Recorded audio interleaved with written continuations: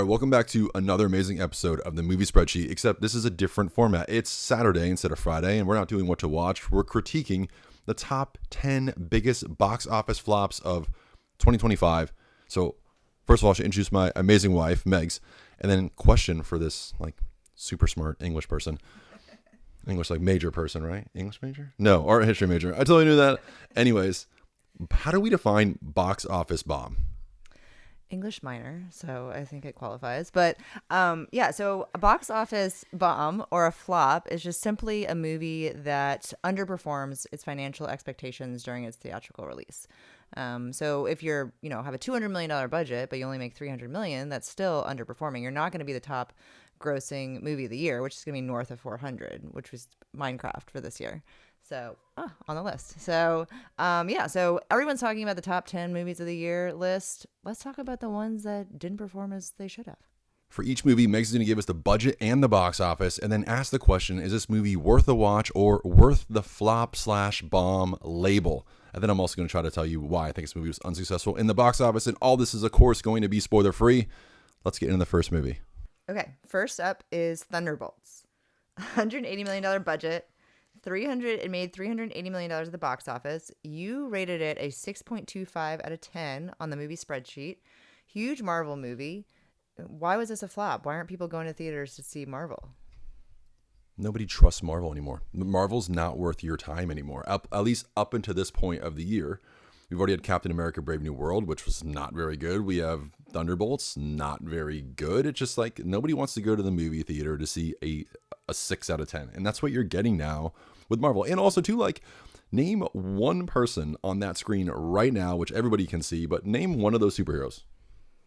The guy from Stranger Things.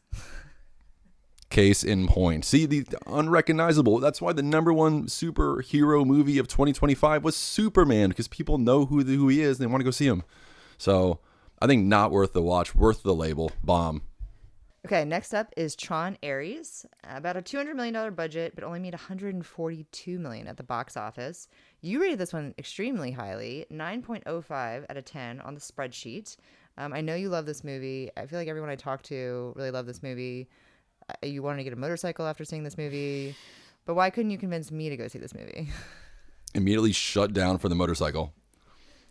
I don't know. I don't know why more people didn't go see this movie theater. Why go see this in the movies? I spoke really highly about it, so obviously all my followers went and saw it. No big deal. But I mean, honestly, this is a great movie for the theaters. I left just completely enamored, obsessed with everything Tron, wanting to get a motorcycle, wanting a leather jacket, everything. I was all in on. I think people are tired maybe of the Tron name, and ultimately, is this a movie that's going to drive people back to the movie theater? Probably not. And honestly, it doesn't get great scores either. I think it's a 6.3 on IMDb. So not a lot of people are going to go see it, but everybody I know that saw it multiple times in the theater, and they loved it. So I don't tell you. I don't think it's worth the label of a bomb, but it lost money. Okay, so bomb. All right, let's do the next movie. Next on the list is Elio. $150 million budget, but it only made $154 million at the box office. You did not rate it highly at all on the movie Spreadsheet. It's only a 4.9 out of 10. Usually animated movies like this traditionally do well. So why did this one do so badly? I think the first is what it's about, right? It's about space. Lightyear also does a terrible job in the theater. It's a huge box office bomb. And so Elio is kind of even more into space and more into the outer edges of being weird in space than even Lightyear was, and Lightyear was unsuccessful. So Elio, no reason for it to be unpopular other than it wasn't a really good movie. So I would say absolutely worth the bomb label. The story made no sense at all to me. I had a really hard time watching it. And that's all I got to say about Elio. Stop making space movies, apparently, Disney. All right. Up next is Ballerina. $90 million budget, made $137 million at the box office. You ranked it a 5.65 out of 10 on the movie Spreadsheet, about average. Why was this one a bomb? Look, this is an Adam Sandler view going into it. You're expecting a 5 or a 6, and you're going to get that. This isn't one I'm going to go to the theater and see, which is why people aren't going to go see it. They're just going to be I'll catch that on video when it comes out. I don't have to go see. I saw it on video too, on streaming. I don't have to go to the theaters and see that. So people aren't. Look, John Wick, budget for the first John Wick movie, $20 million, made it $80 million. This having an $80 million budget makes zero sense to me at all. This is just bad budget planning by the studio. So is it a box office bomb? Yes.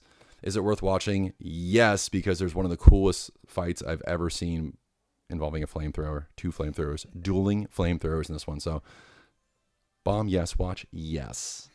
Let's do the next movie.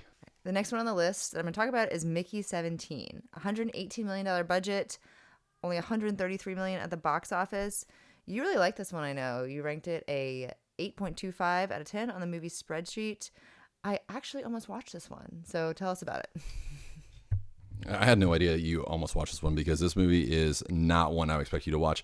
Look, it's weird. It's like a weird space movie. I would absolutely go see this in the theater because I think space movies in the theater is like the best place to watch it. I didn't watch it because like I'm not 100% sold on Robert Pattinson as like a lead like actor. Like I was just into weird stuff for me, and so that's kind of what put me off.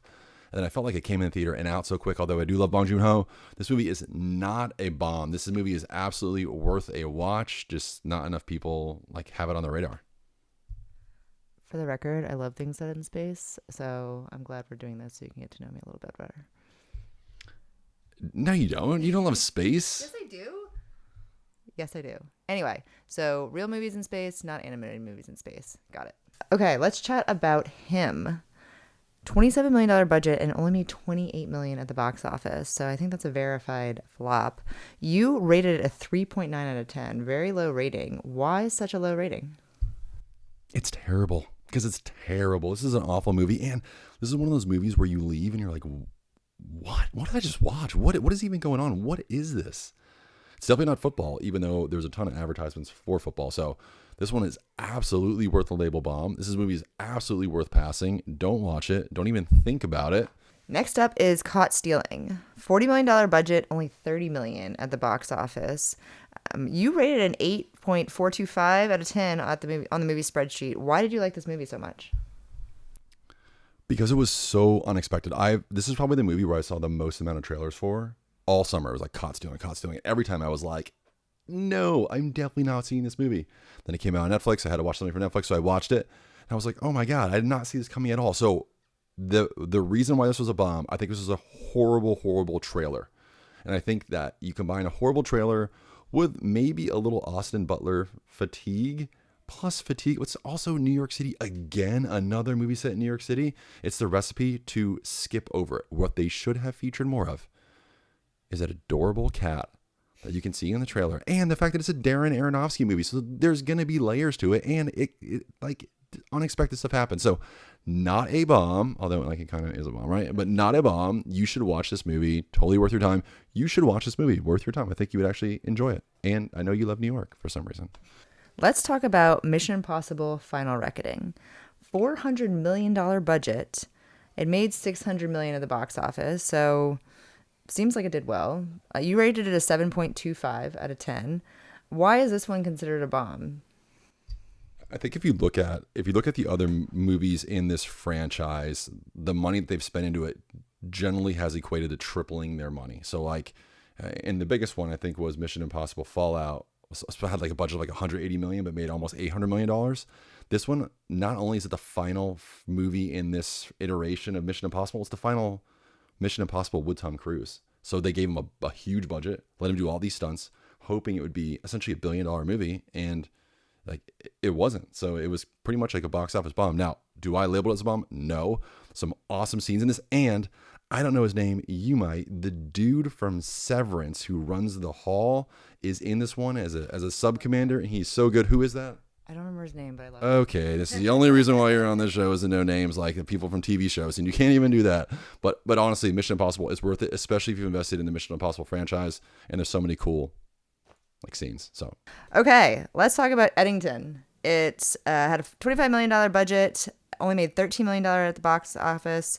You ranked it or rated it at 8.45. So why is it such a flop? Okay, look. There's a little fatigue, and there's a little fatigue for Pedro Pascal, let's be honest. And then you combine that with Joaquin Phoenix, who you never know what you're going to get. Like, you see Joaquin Phoenix in a movie, you're like, what is going to happen in this movie? And let me tell you, Eddington, is not a bomb. This movie is awesome. I actually texted 3 people after watching this movie, like, have you seen anything? You need to go watch this movie. I really enjoyed it. Look, I think people are also put off by a 2 hour and 28-minute runtime. A little too long, but I really like this movie, so worth the watch. You would not like this movie. Don't watch it. I want to wrap up this segment with a bonus question. What movie do you think of when you think of a box office bomb? Okay, I actually think of 2. My first one is the classic box office bomb, which is Waterworld, right? And I don't know why, because I actually really like Waterworld, and I want to watch it again and be like, is this movie a bomb? And my second one is John Carter, because John Carter is always referenced in modern terms as being like that big Disney flop, but I also really like John Carter. No, I would agree. I was going to say Waterworld too. But it's interesting because the box office bombs of today can be the cult hits of tomorrow. So, well, thanks for joining us, Megs, for this episode of What to Watch, even though it's not even what to watch. We're going to call it something else, like box office bomb. Bingo. There we go. But thanks for checking us out. Don't forget to check out the shorts, which release every single day. And then also on Sundays, I go live to answer all of your movie questions and look at who's winning the streaming cup. Thanks for watching.